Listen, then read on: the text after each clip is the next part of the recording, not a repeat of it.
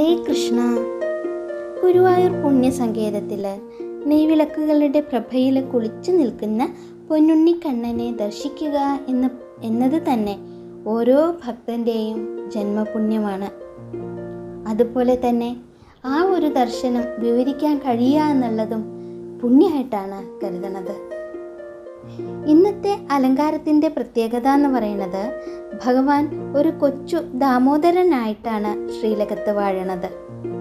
ദാമോദര ഭാവം എന്ന് പറഞ്ഞാൽ പൊന്നുണ്ണിക്കണ്ണനെ ധാമം, അതായത് കയറ് കൊണ്ട് ബന്ധിച്ചിട്ടുള്ള ഭാവത്തിനെയാണ് ദാമോദര ഭാവം എന്ന് പറയുന്നത്.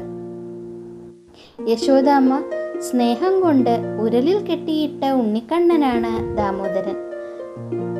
കയറുകൊണ്ട് കെട്ടിയിട്ട ഉദരത്തോടു കൂടിയവൻ, അതാണ് ദാമോദരൻ എന്ന് പറയുന്നത്. പ്രപഞ്ചം മുഴുവൻ തൻ്റെ വായിൽ ഒളിപ്പിച്ച പരമാത്മാവിനെ ഭക്തി എന്ന ചെറിയ കയറുകൊണ്ട് ഉരലിൽ ബന്ധിച്ചിരിക്കുകയാണ്. ചന്ദനത്താൽ നിർമ്മിച്ച മനോഹരമായ ഒരു ഉരലിനോട് ചേർത്താണ് ഇന്ന് കണ്ണനെ ബന്ധിച്ച് അലങ്കരിച്ച് വെച്ചേക്കുന്നത്.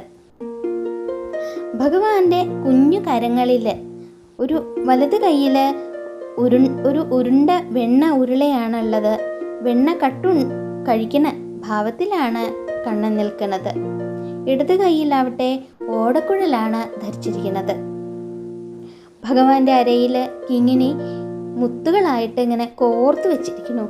കിങ്ങിണികൾക്ക് താഴെയായിട്ട് സ്വർണ്ണ നൂലുകൾ കോർത്ത തളകളും വട്ടത്തിലിങ്ങനെ ചാർത്തിയിട്ടുണ്ട്.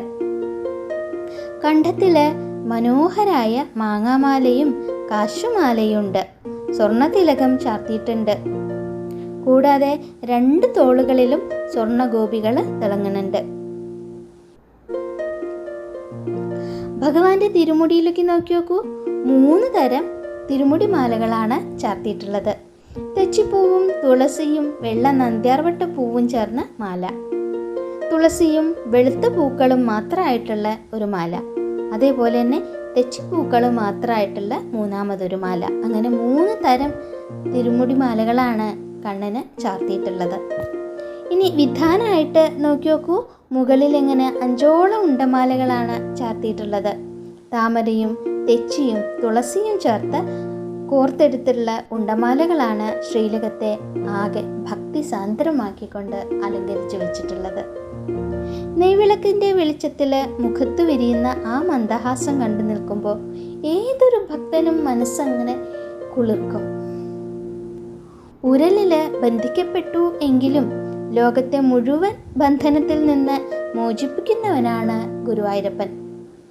ആ പുഞ്ചിരി തൂകുന്ന മുഖവും ചന്ദനഗന്ധമുള്ള ശ്രീലകവും നമ്മുടെ മനസ്സിൽ ധ്യാനിച്ച് ഭഗവാന്റെ പാതാരവിന്ദങ്ങളിൽ നമുക്കെല്ലാവർക്കും ശരണം പ്രാപിക്കാം.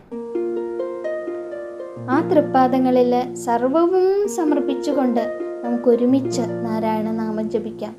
നാരായണ നാരായണ നാരായണ, കൃഷ്ണ ഗുരുവായൂരപ്പ.